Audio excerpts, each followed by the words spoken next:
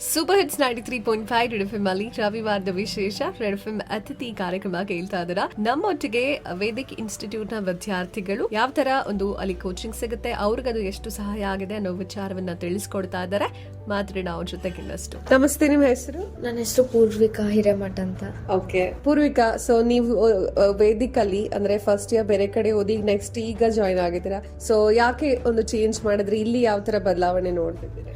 ಅಲ್ಲಿ ನಂಗೆ ಒಂದು ಸ್ವಲ್ಪ ಹೆಲ್ತ್ ಇಶ್ಯೂ ಆಗಿದ್ದಕ್ಕೆ ಹೋಮ್ ಟೌನಿಗೆ ಬರಬೇಕಾಯ್ತು.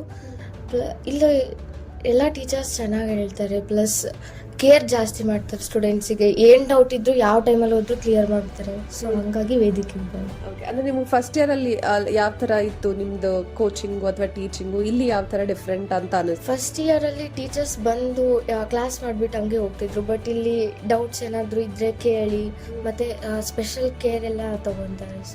ಸೊ ನೀವು ಅಂದ್ರೆ ನೀಟ್ JEE ಯಾವ್ದಕ್ ಪ್ರಿಪೇರ್ ಆಗ್ತಿದ್ದೀರಾ? ನೀಟಿಗೆ ಪ್ರಿಪೇರ್. ಓಕೆ, ಸೊ ಟಫ್ ಅನಿಸ್ತಿದ್ಯಾ ಎಕ್ಸಾಮು? ಭಯ ಏನಾದ್ರು ಇದೆಯಾ ಅಥವಾ ಇಲ್ಲಿ ಅದು ಎಲ್ಲ ಸಾಲ್ವ್ ಆಗ್ತಿದ್ಯಾ? ಇಲ್ಲಿ ಒಂದ್ ಸ್ವಲ್ಪ ಸಾಲ್ವ್ ಆಗ್ತಿದೆ. ಯಾಕೆ? ಟೀಚರ್ಸ್ ಎಲ್ಲ ಒಂದ್ ಸ್ವಲ್ಪ ಭರವಸೆ ಕೊಡ್ತಿದ್ದಾರೆ, ಮಾಡ್ಬೋದು, ಮಾಡಿದ್ರೆ ಆಗುತ್ತೆ ಅಂತ ಹೇಳಿ. ಅದು ಈ ವರ್ಷದ ನೀಟ್ ಪೇಪರ್ ನೋಡಿ ಭಯ ಆಯ್ತಾ ಹೆಂಗೆ?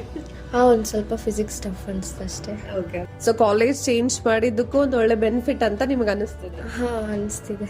Right, thank you. Thank you.